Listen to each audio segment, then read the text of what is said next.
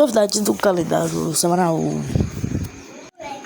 Fala, Dinas, beleza? Como vocês estão? Vocês também me trazendo a novidade do calendário semanal. Desculpa mais uma vez por não trazer mais vídeos nesse carnaval. É porque eu tava no retiro na igreja, né?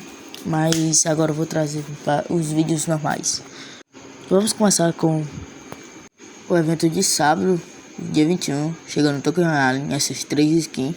Ou pode ter a variante, né, tipo, do dourado, a feminina, entre outras. O emote e essa foice chegando dia 21 também, grátis, por missão, né. Dia 23 chegando essa UMP evolutiva na segunda-feira. Dia 23 também, segunda, chegando 100 tokens daquele lá pra pegar o arsenal. E as novidades do calendário semanal foi essa, Dimas. Valeu, fui! O vídeo foi bem curto porque não teve várias novidades. Fui!